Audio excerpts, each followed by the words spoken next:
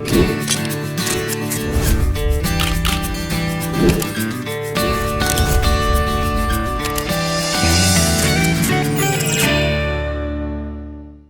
मैं हूँ ज़ीशा अमलानी और मेरे साथ आज जुड़ने वाले हैं अमान और अयान अली बंगाश।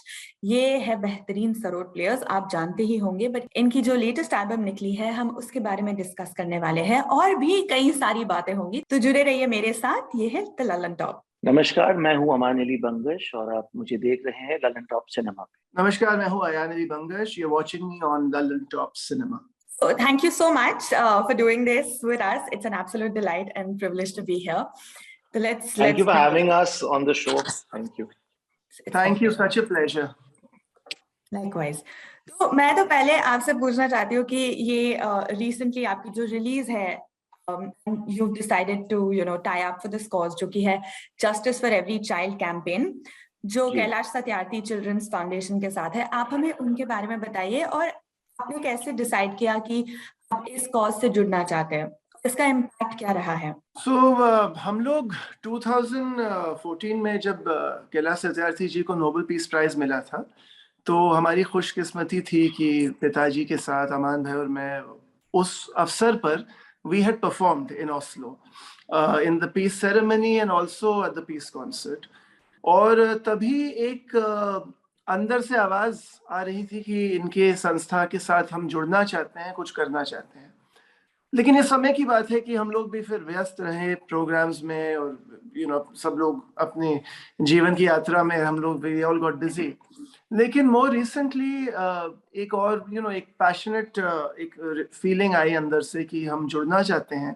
तो उनका ये जो कैंपेन है जस्टिस फॉर एवरी चाइल्ड, तो we got involve with that. तो हमने अपना एक नया ईपी इसलिए प्रोड्यूस किया है जिसका नाम हमने वी फॉर लव दिया है।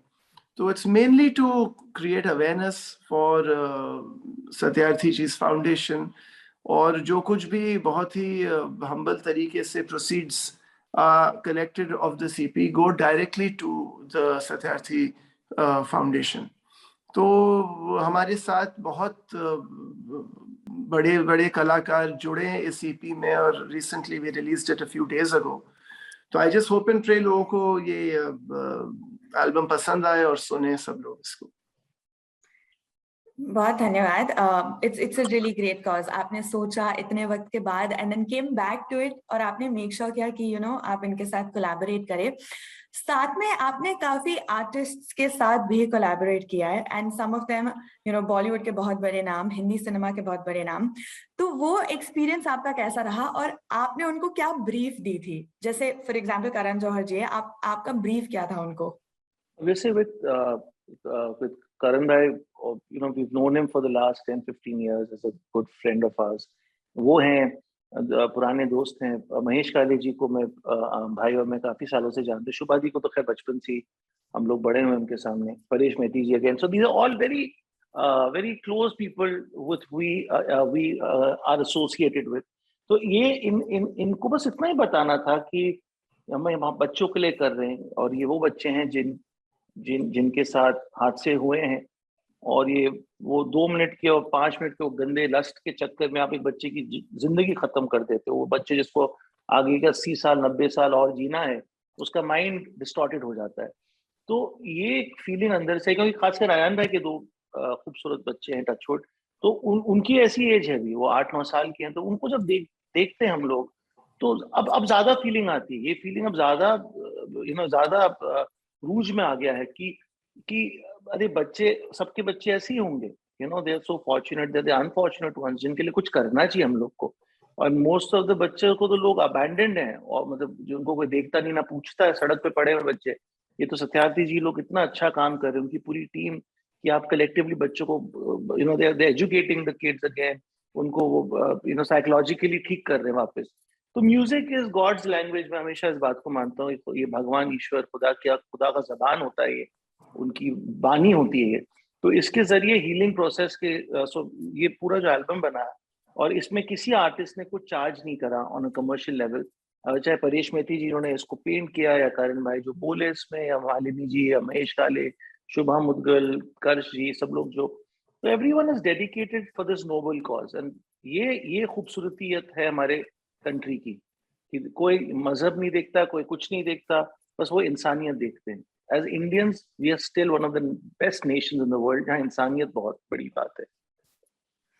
हम तो यही उम्मीद करते रहेंगे कि ऐसे ही चले, लोग इकट्ठे एक साथ बस इंसानियत ही देखे। दैट्स जस्ट द आइडियल, बिल्कुल सही। That's what we take pride about in our country as well. तो Yes. मैं ये जानना चाहती हूँ आपसे कि आपका प्रोसेस क्या था, मतलब from when you think of the idea और आपको लगता है कि यू नो इस बारे में बनाना चाहिए या ऐसे बनाना चाहिए, टू फाइनली जब आप प्रोड्यूस करते हो या जब वो फाइनल ट्रैक आपका बनता है, वो प्रोसेस क्या होता है दोनों का? देखिए, बहुत जो आर्टिस्ट इस एल्बम में है हमारे साथ, एक्चुअली एक रूहानी तौर पे ख्वाहिश रही कि इनके साथ कभी कुछ करेंगे, बट इट नेवर हैपेंड। सब लोग अपने we were all busy in our concerts and everything. लेकिन ये जो समय बीता है 2 साल, आई थिंक बहुत समय, इवन एवरीवन गॉट टाइम कि इंटरनली हम we slow down and look into so many other things of life. तो इसलिए बस ऑर्गेनिकली सब कुछ हुआ। कर्ज भाई के साथ पहला ट्रैक हुआ जो ज्यादा इलेक्ट्रॉनिक स्पेस में है। मालिनी अवस्थी जी वाला जो ट्रैक है वो थोड़ा ठुमरी एलिमेंट है उसमें। शुभा जी वाला ट्रैक जो है उसमें ज्यादा क्लासिकल एक पूरा कलर है। और महेश भाई के साथ एक बहुत ही खूबसूरत प्राचीन भजन है, जानकी नाथ, लेकिन उसकी अरेंजमेंट बहुत कंटेम्पररी है। तो इट्स ऑल एक अलग अलग तरीके से हर ट्रैक को पेश किया गया है। और मोस्ट इम्पोर्टेंटली सत्यार्थी जी के साथ एक मुलाकात हुई हमारी, हमने इजाजत लिया उनसे कि क्या can we do something musically, because हमारे घर में the greatest wealth is music and that's the only thing we can do in a very humble level. आपने कोई इम्पैक्ट देखा है सो फार ये कोलैबोरेशन का? आई मीन आई थिंक जो हमारे नॉर्मल फ्रेंड्स हैं, कॉमन फ्रेंड्स हैं, वो तो हमेशा दे वेरी सपोर्टिव, बट इस बार मीडिया ने बहुत इसको प्रमोट किया है। बिकॉज आई थिंक हर इंसान ने कोविड के बाद, ये पूरे लॉकडाउन के बाद एक ही चीज रियलाइज किया है कि we should as human beings give something back to society. हम लोग खाली सोसाइटी से चीजें लेते हैं, हमारी आदत रही है, इंसानियत मतलब ये फितरत है। तो I think because I think everyone is wanting to do more for the not the privileged ones, जिसको हम कहते हैं, जो जो आज आज हम आज अच्छा लगता है कि कोविड का पूरा वक्त निकल गया, हेल्थ सबकी ठीक ठाक है, बहुत लोग lost out on lot of people, but जो लोग रह गए, कहीं ना कहीं ऊपर वाले का करम है कि सब लोग ठीक हैं। तो वो एक ग्रैटिट्यूड आई थिंक ह्यूमंस में आ गई है, मुझे जो लगता है पर्सनली ज्यादा ग्रैटिट्यूड आ गया है। और because of the gratitude feeling हम लोग ने ये एल्बम किया है, and I think people are really accepting it and they are really promoting it in their own handles. और हर इंसान इसको अपने हिसाब से प्रमोट करना चाह रहे हैं, क्योंकि एंड ऑफ द डे जो पैसे आएंगे वो बच्चों को जाएंगे। तो आपको वो रखना है कि बेशक आप डोनेशन मत, मतलब जनरली हम डोनेट नहीं कर पाते हैं, तो ऐसे एल्बम को आप सपोर्ट करिए, तो उसका सीधा एक किसी बच्चे की शक्ल में मुस्कान आ जाएगी। ओके, मैं ये पूछना चाहती हूँ कि ये आइडिया जो इंसेप्शन हुआ वो कैसे हुआ? एक को आइडिया आता है और फिर वो दूसरे को, अपने भाई को कॉल करके बोलता है मुझे लगता है ऐसे करना चाहिए, या मैं ये सोच रहा था। आप दोनों का प्रोसेस कैसे होता है? नो, इनफैक्ट आयान भाई, मेरे भाई ने आयान भाई बहुत दिनों से कह रहे थे कि बिकॉज हम लोग ऑलरेडी सत्यार्थी साहब को नोबेल पीस प्राइज अवार्ड में, he had asked my father and भाई and me to perform, and so तब से माय ब्रदर आयान भाई was always saying we should do something together इनके ऑर्गेनाइजेशन। और वो बस यही जो भाई बता रहे हैं कि लॉकडाउन में ये बात और स्पीड पकड़ लिया कि now we should meet him.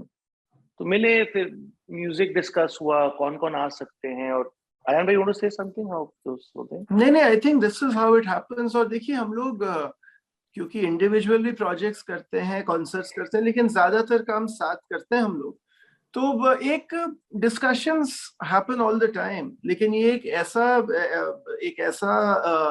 ऐसी यात्रा थी इस पूरे वी फॉर लव की, कि इट ऑल, मतलब जहनी तौर पे या रूहानी तौर पे विद अमान भाई, it just happened, everything just happened. This was, I don't think November, मतलब October तक I even fathomed कि we'll be ready with the EP and everything.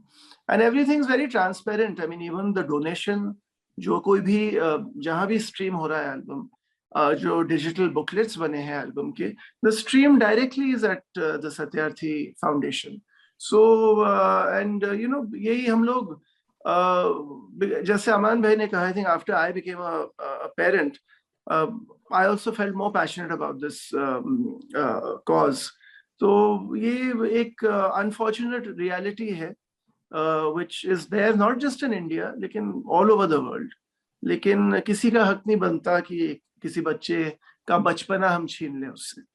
तो इसलिए I hope we can raise awareness, educate the children, और उनके mental health के लिए भी बहुत काम ये foundation is doing.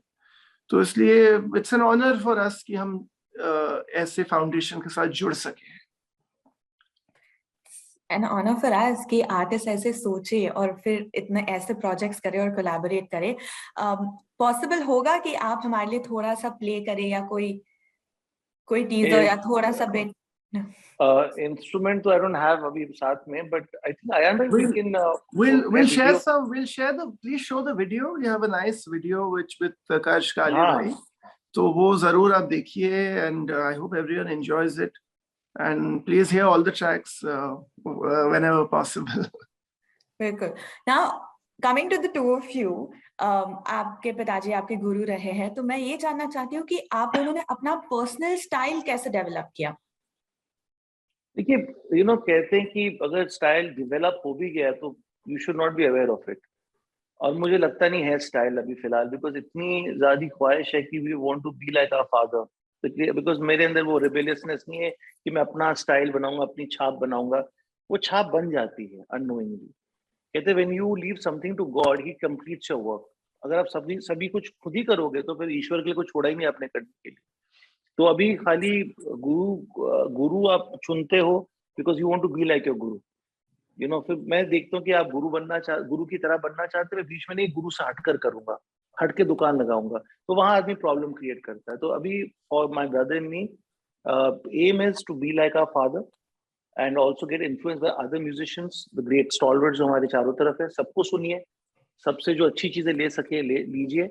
और एक दिन अवार्ड तो वो होता है सबसे बड़ा जिस दिन आपके गुरु आपको कहते हैं बेटा आई थिंक तुम्हारा थोड़ा स्टाइल बन गया अपना. बट वो अभी नीड नहीं है इतना ज्यादा. आई एम मोर हैप्पी जैसे अगर कोई इतना बस बोल दे कि आप दोनों के अंदर आपके पिता की रूह आ गई है, वो एक बहुत बड़ा कॉम्प्लीमेंट होता है. तो कोशिश उसकी है फिलहाल.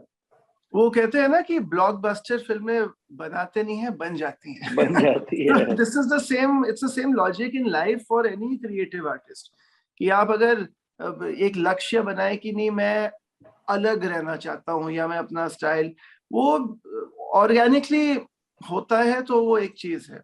लेकिन आप उस यात्रा में निकल जाए कि मैं अपना स्टाइल ही बनाऊंगा, सबसे अलग करूंगा, ये करूंगा, वो अलग ही हो जाते हैं. फिर आप you have to be kind of adapt to what is around you, and it's एक बहुत ऑर्गेनिक प्रोसेस होता है, नेचुरल प्रोसेस होता है, and it's a never ending process.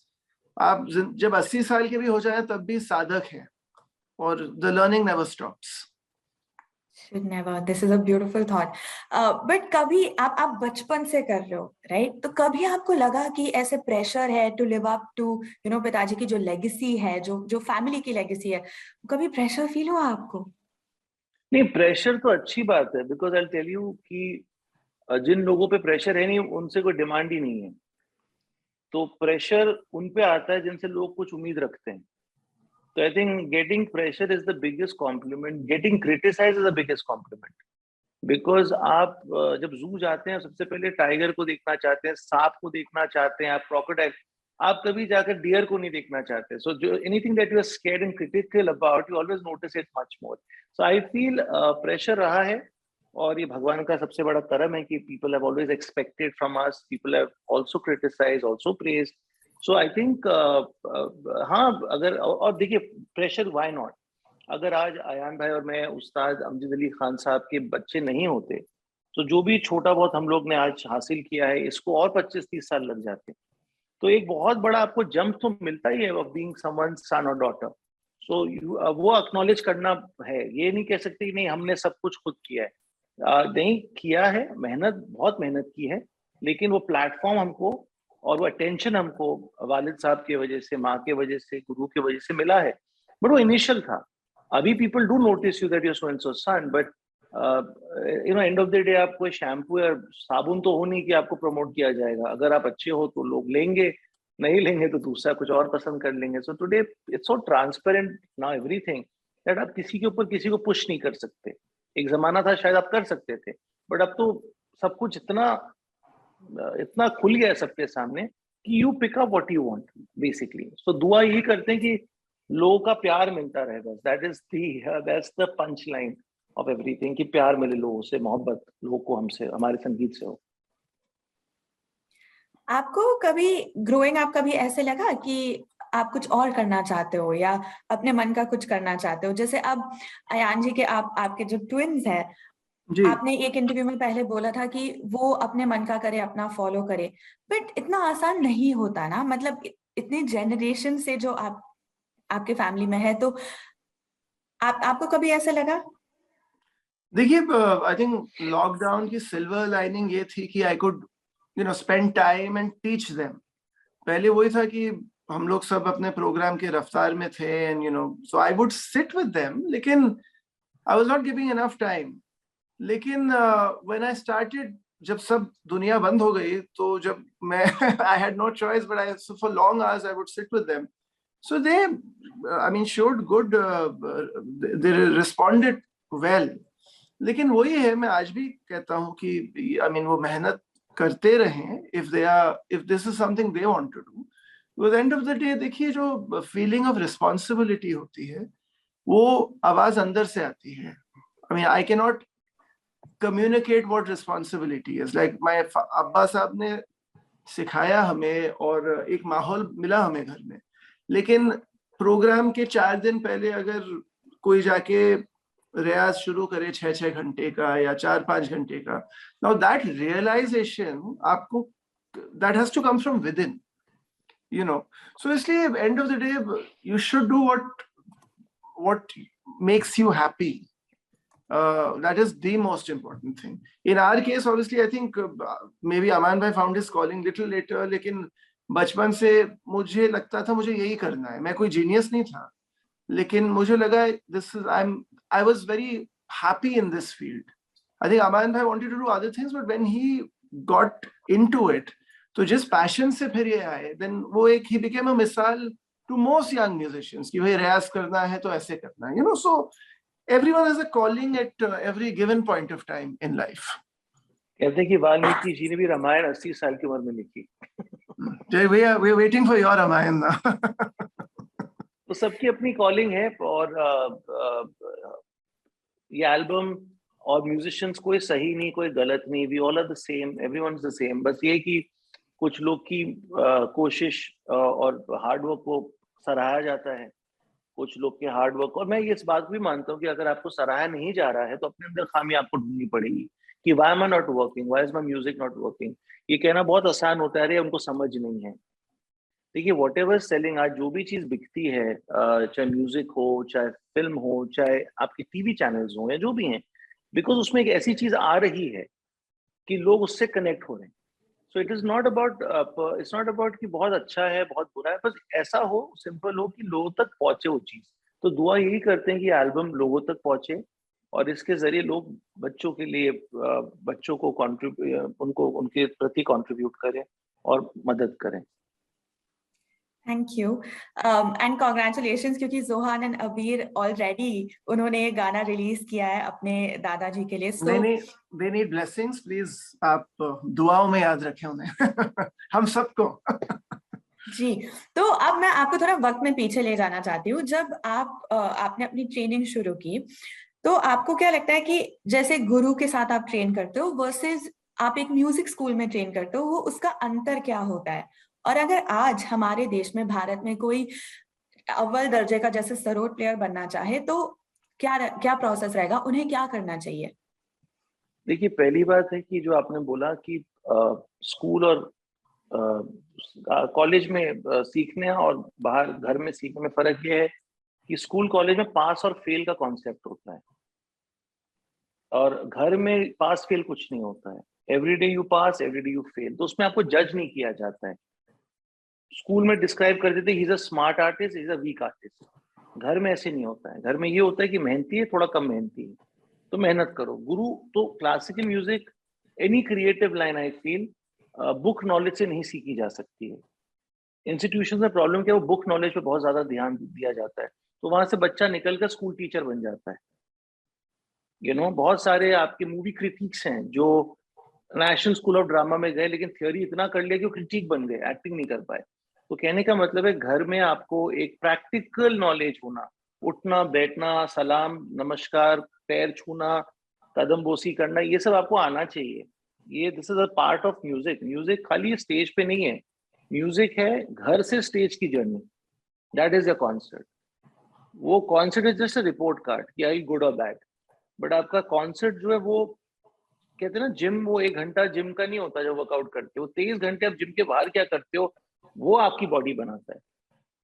तो ये सॉरी, दूसरा आपने क्या पूछा, मैं भूल गया दूसरा सवाल। No, yeah, I think you That asked. Ayan can answer. Yeah. No, I think देखिए all of what Aman bhai said, that's one thing, and साथ साथ यही है कि see if you are learning for the love of music, वो एक चीज है कि आप passionate हैं और with anything else you are doing in life, you want to learn an instrument or an art form, वो एक चीज है।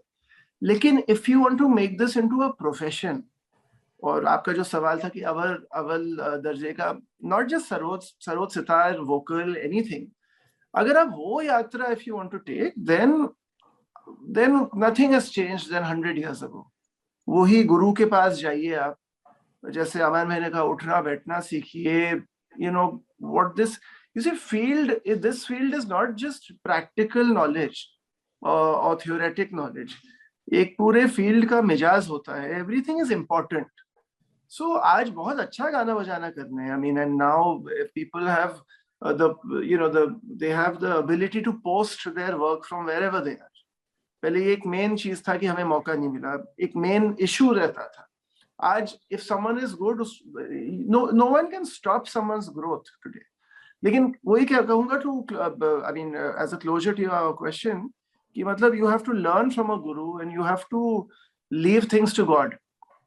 बिकॉज क्रिएटिव फील्ड में किसी को नहीं मालूम कल क्या होगा, whether you will make it not make it, किसी को नहीं मालूम। नहीं, और क्रिएटिव लाइन की एक बहुत बड़ी एक चीज है जो मैं I like to tell youngsters also कि लॉजिक ये कि अगर आप किसी की अच्छाई करोगे तो शायद आपकी अच्छाई तो होनी है, लेकिन आप अगर किसी की बुराई करोगे तो 100% वो अच्छाई नहीं होने वाली कभी।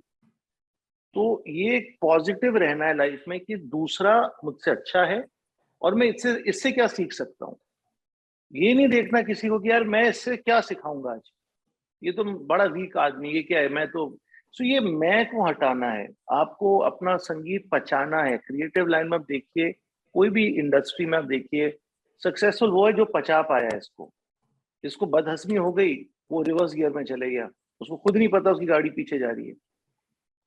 तो ये जो सिर्फ अयान भाई बता रहे थे कि हमारे लाइन में मोर देन म्यूजिक, तहजीब, तमीज, उठना बैठना, बड़ों का सम्मान, छोटों का लिहाज, these are very important qualities. ये इस पे ध्यान नहीं दिया जा रहा है, और इस पे जो ध्यान नहीं दे रहा वो अनफॉर्चुनेट है, इट्स ओनली अबाउट टाइम वो रिवर्स गियर में आ जाएगा गाड़ी उसकी, विदाउट हिम नोइंग और हर नोइंग।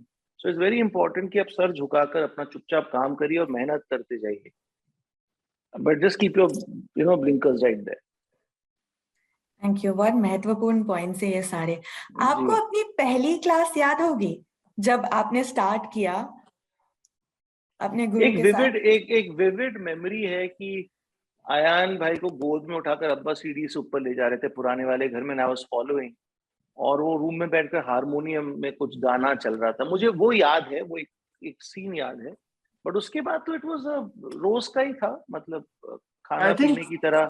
म्यूजिशियंस के फैमिली में म्यूजिक का मतलब the excitement for the child to become a musician becomes before the delivery only. Frankly speaking, मतलब हमारी मदर ने बहुत म्यूजिक सुना when she was carrying अमान भाई first and then me, and जब हॉस्पिटल में पहली बार आई बिलीव अब्बा साहब held अमान भाई, he sang to his ear, he sang to my ear. नहीं, और हमारे तो- फैमिली में एक राग है, I mean, वो राग बता, मतलब it's not, we don't talk about it, but वो हमारे Please do पूर्वजों में talk about it. नहीं, I mean, it's that one small thing जो रखा है घर के अंदर, बाकी तो our lives are public, you know. So basically वो एक राग है जो father to father for the last 4-5 generation वो राग गाया जाता है कानों में. So anyway, so in essence, I think तालीम तब से शुरू हो जाती है, लेकिन again आपको कुआं रोज खोदना है. You are your best judge. You are only as good as your last concert. Like today, We For Love is out there, and I hope it makes a difference. Creatively, for Aman Bhai and me now, we have to move forward. We have handed over this work to the universe, और अब यहाँ हमारा काम हो गया. मतलब आप basically you can यात्रा शुरू करनी है. basically musicians में क्या होता है, actors में भी क्या होता है, you in love with the script or that album till it's not launched. The day it's launched, unfortunately उस दिन वो आपने बहा दिया पानी में, जा चुका है आपसे दूर, फिर आपका नहीं रहा. You know, you win it to the world. Now उसके बाद you have to break that love for that work and go for the next project if you want to grow as a musician. अब वो बहुत लोग हैं जो remix करते जाते हैं, एक ही चीज की उसी चीज को 10 किस्म से मतलब सर्व करते हैं, तो वो because you are not moving on in life. I am not saying हम कर रहे हैं, मैं कह रहा हूँ जनरली कॉन्सेप्ट होना चाहिए कि आपने जो काम किया उसको भूल जाइए, अब नया काम शुरू करिए, मूव ऑन. तो जब आपकी एल्बम रिलीज होती है तो आप वो डिटैचमेंट करते हैं कि अब ये मेरा नहीं रहा, अब ये सारा जनता का हो चुका है? बिकॉज वो इतिहास में चले गया ना, it's gone, it's yesterday. I can't, yesterday was fun, god's grace, thank you भगवान, थैंक यू खुदा, दुआ करता हूँ कल अच्छा हो. And another very important thing, which is very important for all creative people, or I think individuals in life, one should also move on and do newer things. You should never live in the past. वो एक समय था, those are lovely memories, but then it's so important to reinvent yourself and keep, like जैसे रविंद्रनाथ टैगोर जी कहते हैं, अकेला चलो रे, चलते रहिए. You have to keep walking. Okay. तो अब to do with your music and to do with the industry, Hindi film industry हो या पूरी दुनिया में कोई भी सीरीज हो, कोई पिक्चर हो जहां पे आपको लगता है कि सरोद का बहुत ही बेहतरीन इस्तेमाल हुआ है, चाहे फिर वो ओपनिंग क्रेडिट्स हो, एंड क्रेडिट्स हो, कोई गाना हो, आपको सुन के लगा कि ओह क्या. एक्चुअली वो मूवी थी कभी अलविदा ना कहना, उसमें महादेवन जी और ईशान लॉय ने को करण भाई ने शायद बोला था कि I want Aman and Ayan to play a musical piece. तो फॉर सम रीजन डेट्स के कोई इश्यूज थे, no one got in touch with us, and later when we heard that piece, it was actually made for sarod only, that piece. But वो बजाए synth में, किसमें बजा I don't know, but अगर वो बजता तो सरोद के लिए उससे अच्छा I have not. And in the past Bombay में तो कितने अच्छे सरोद प्लेयर्स थे back in the 60s and 70s जिन्होंने बजाया, लेकिन सरोद हमेशा दुख में बजता था. जैसे शनाई, जब कोई बच्चा जन्म ले रहा है तो शनाई बज रही है, कोई शादी हो रही तो संतूर बज रहा है, कोई मर गया तो वहाँ सरोद बज रहा है. तो तो sarod has now come to a new space I think over the time. और बट सरोद ज्यादा यूज नहीं हुआ है in Indian cinema actually, to be very honest, because उस जमाने में प्लेयर्स कम थे मेरे ख्याल से, और सितार और संतूर बहुत और फ्लूट बहुत इस्तेमाल किया गया है, as you must have heard it, but sarod ज्यादा इस्तेमाल एक्चुअली नहीं किया गया है. अराउंड द वर्ल्ड कोई सीरीज, कोई पिक्चर जब आपने सुनी और आपको लगा कि इन्होंने जो यूज किया है पूरा जस्टिस किया है, या बहुत used sarod as a instrument? जी नहीं, सरोद कम यूज हुआ है, इवन इंटरनेशनली सरोद कम ही यूज हुआ है, लेकिन now things I think I hear sarod in a few places, लेकिन ऐसा कोई गेम चेंजिंग मतलब एलिमेंट नहीं देखा मैंने. लेकिन sarod has a great scope. But अगर कोई नाम सामने आता तो एक बहुत ही विद्वान विदुषी लेडी थी, विदुषी जरीन दारूवाला जी, बॉम्बे की हैं, और उन्होंने बहुत सरोद बजाया और बहुत खूबसूरत सरोद बजाया उन्होंने, बिकॉज सरोद इन बॉम्बे का वो पूरा श्रेय सिनेमा में उनको जाता है. So वो एक नाम हम ले सकते हैं बिकॉज वो है. and she recently passed away though, लेकिन बट अगर हम बात करें किसी हिट मूवी में सरोद इस्तेमाल नहीं हुआ है मेरे से, I can't think of it. अगर हुआ तो हुआ है, I can't think of it. तो obviously then it begs to be question, मेरा अगला सवाल यही होगा कि आपने नहीं सोचा आप करना चाहते हो बॉलीवुड में, आपको लगता है स्कोप है, तो आपको लगता है कोई फ्यूचर प्रोजेक्ट्स हो जो एक्साइटिंग हो जहां आप कुछ करना चाहोगे? अब कोई पूछेगा तो जरूर, you know, so basically also I be very honest you, भाई and I am also very, थोड़ा हम अप्रोच को लेकर हमें लगता है कि अगर करना है तो बहुत ही अच्छे पैमाने में होना चाहिए, ऐसे नहीं करना चाहिए। तो I think we are waiting for a good opportunity, अगर कोई अच्छा मौका मिलता है जरूर करेंगे, क्यों नहीं करेंगे। बट Because वो ये आजकल कि I think interesting, there's a scope now because there's so many things outside the box. लेकिन वही है कि I think the way the industry functions, very few people come out of their comfort zone. एक formula बना हुआ है, अगर एक पूरा एक, so no one likes to do things outside. लेकिन I hope कुछ अच्छा, if something comes our way, जरूर we'd love to do that. ठीक है, थैंक यू, आपने इतना वक्त दिया। Thank you. बस थैंक जाते यू, जाते थैंक यू।